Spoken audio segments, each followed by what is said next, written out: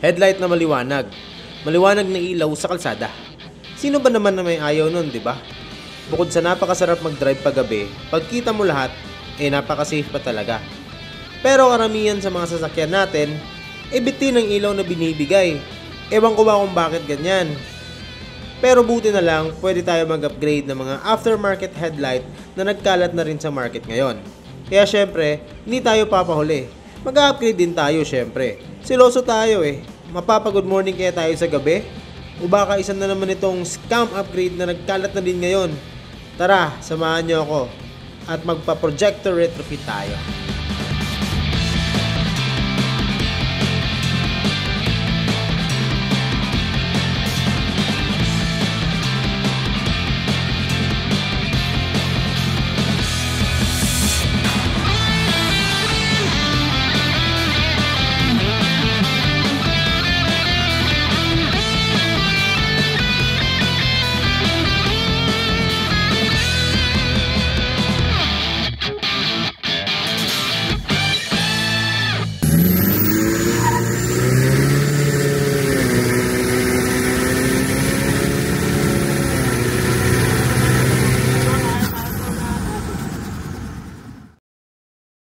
Boss, welcome sa Coronadal Thank you, bossing. Pinuntahan mo talaga kami dito. Pumunta talaga si boss dito sa Coronadal para lang personal na ma-install yung mga retrofit, projector retrofit natin sa sasakyan natin, sa Strada at saka dito sa Fortuner. Boss, sobrang thank you sa pagpunta. Bossing, wala naman sigurong tatanggi kapag Bionic Man ang grabe naman. Boss, alam mo kasi, isa sa reason ko bakit ako gustong mag-install ng projector retrofit. Kasi palagi akong nagbabiyahe ng gabi. Yes. Actually, yung sasakyan ko is naka-retrofit na siya. At okay naman siya actually, pero parang hindi niya na-met yung expectation ko before. Ayun. So, bossing, ngayon nasa ikakabit natin sa inyo yung aming pinakabago na version 2 na stage 2 is masasaya na kayo. Ang stage 2 namin na pinagawa ngayon na bago, iba na ang color temperature kumpara doon sa nauna namin. Ano yung color temp natin puti? Ayun. So, merong ang stage 1 natin is puting-puti, then yung ating stage 2, ang high beam niya is puti rin. So, ngayon ang bago nating stage 2, puti siya pagka naka-low beam, pero pagka naka-high beam siya, meron siyang dilaw. Ayun. So, malaking tulong po siya lalo kung halimbawa ng diba? ulan. Yun. So, ito na nga yung ating Project Fortuner. Ayan, kita nyo naman, napaka-sleeper talaga. So, gagawa ko ng full vlog dito. Papakita natin ulit yung mga nilagay natin dito. Siyempre, kasali na doon yung retrofit at saka yung review natin sa retrofit natin. So, yung stock na headlight ng Fortuner natin, ayan, mapapansin nyo yung sa left side. Okay pa naman siya actually. Pero yung right side kasi, yan may mga langgam na sa loob. Yan may mga langgam na sa loob. Tapos blurry na siya. Ayan, so papalit natin dyan, bossing, ang pinakabago na technology, ang bi-LED po. Ayan, so meron po itong high-powered LED chip, then may sarili ng board, may sarili na pong pan. Ayan, may so, sarili siyang. LED ba yan, boss, or HID? LED na po ito, boss. LED siya. Ayan. Ayan, mayroon pa siyang parang casing niya, is carbon Lodi. Ito yung stage 2, boss, na version 2. Yan po yung ating stage 2. Ang ganda, ang layo. So, pag nalagay na ba natin yan, boss, liliwanag na ba? Ay, yung magiging araw na ba yung gabi?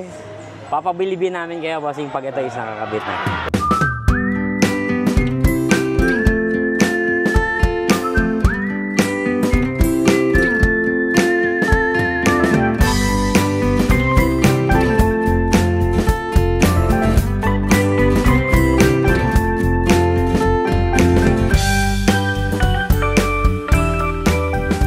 So, ayan na yung headlight natin sa Strada, binabaklas na ni boss. Boss, may konti akong tanong ulit. Yes, bossing. Regarding dito sa stage 2 at saka sa stage 1, anong pinagkaiba nilang dalawa? So, bossing, ang ating stage 1, syempre kapag sinabing stage 2, mas malakas siya compared dun sa stage 1. Then, ito pong ating stage 1 is puting-puti siya, mapa low beam, mapa high beam puti.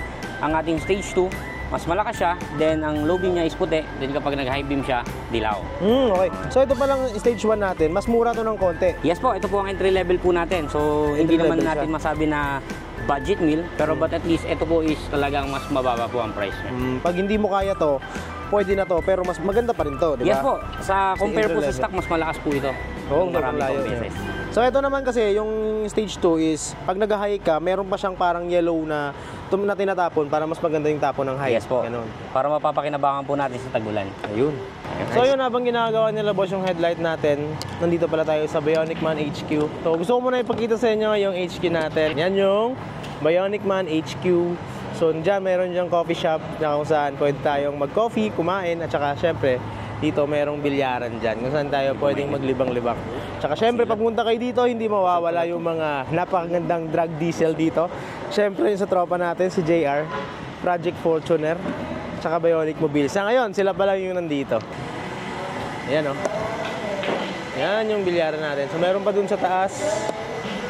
Sa baba, meron tayong 3 table, 5 table, merong non-air. Meron mga air condition doon at saka meron non-air sa taas na VIP. May mga pyesa doon at saka pwede kang mag-inom-inom doon. Kung gusto mong mag-inom-inom, eh meron ding mainom-inom sa taas. Dami na palang sira itong ano, no? Meron nang makapal na. Bubuhin natin ito mamaya, bossing. O kasi feeling ko nabanggayan dati itong Fortuner. Possible. Kasi may mga tama. Pero mamaya, bubuhin natin yan. Bubuhin natin yan. Lelego natin. Silicone pa rin gagamitin natin. Epoxy na. Epoxy na, para sure. Para makapit. Kasi ito kasing... Oo nga, no? Ito kasi malambot eh. So kapag umaandar rin sa sakyan, gumagalaw-galaw din. Babibrate. Oo. Aside dun sa projector retrofit na nilagay natin, maglalagay din tayo nung parang Angel Eyes ba yun? Tawag dyan? Demon Eye. Demon Eye pala yan. Mapapansin yung may kulay-kulay sa headlight habang naka-park light ka. Ito yon. So yung napili ko sa Fortuner is purple, yung sa Strada naman is RGB kasi para papalit-palit ng kulay. Yeah, so yung mga add-ons. Meron. May mga add-ons yung mga ganito. Pero magkano lang naman. Kasi yung mga ganito, hindi rin naman namin sila ina-advise. Pero syempre yung mga car owner, nire-request nila yan yung mga ganyan. Kasi dahil nakabukas na yung headlight, gusto na nila magpalagay ng mga ganito. Para mas maganda tingnan. So kasi sa amin kasi sa business namin, talaga ang gusto lang namin is paliwanagin yung mga nakikita ng mga driver sa kalsada. Ayun. So syempre iwas din po yan sa disgrasya. Unang-una pag may tumuwid na aso, hindi mo yan makikita kapag malabo ang headlight mo. Kung may tumuwid na tao, ayan. So wag naman sana.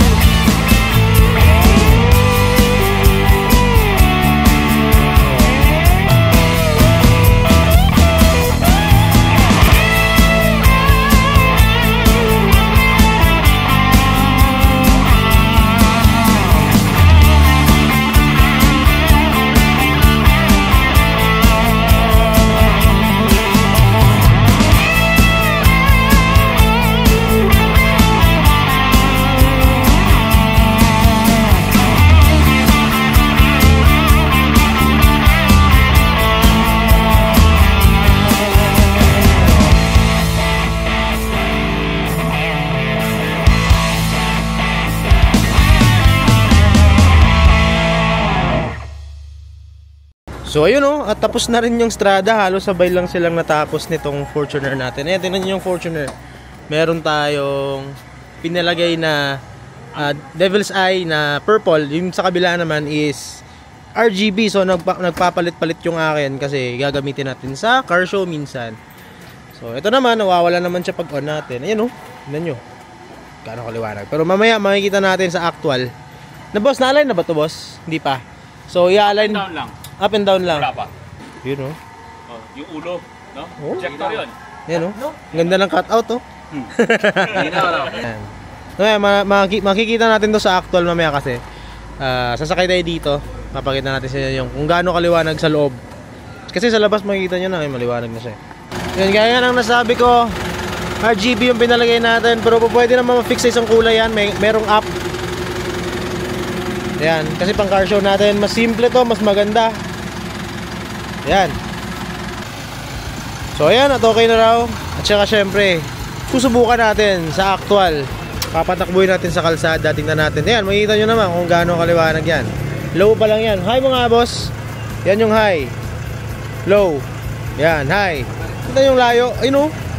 Klarong-klaro yung mga sasakyan. Pero syempre, susubukan natin. So ito na, susubukan na natin yung Fortuner. Yan, kita nyo naman. Gaano kaliwanag yan, oh. Tingnan nyo. So, yan yung stage 2, boss. Parang may yellow siya pag nag-high ka, no? Ayun na, good morning. Tingnan nyo kung gaano ka... Siya, oh. Kita yung tricycle na malayo. Iwanag! Ayos na to. Ayan. So, sa mga... Para sa akin, boss, okay na talaga to, boss. Totoo nga yung chismis talaga. Hindi na chismis. Oo nga. So, highly recommended to sa mga tropa natin dyan.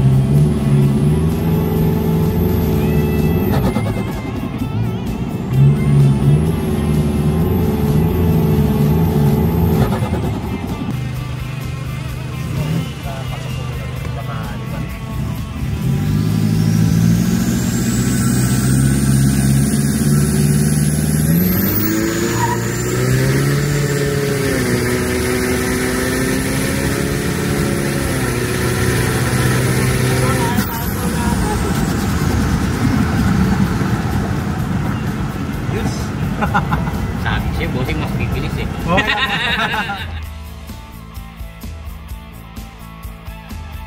So, nakita nyo naman resulta kanina. For me, I highly recommend Retrofit Kings. Totoo nga talaga yung chismis na liliwanag talaga yung buhay mo sa gabi pag nag-upgrade ka ng projector retrofit from Retrofit Kings. So, sobrang thank you para ulit kay Boss Romeo Pascual sa pagre-recommend sa atin sa Retrofit Kings at bibig shoutout pa rin. Sobrang thank you sa pagpunta dito ng Retrofit Kings si Boss Ryan at saka sa Retromate ng Gensan. Ayun, big thank you. So sa mga gustong mag-upgrade or sumubok sa Retrofit Kings, saan tayo mapapanood, makikita? Ayun, kausapin natin.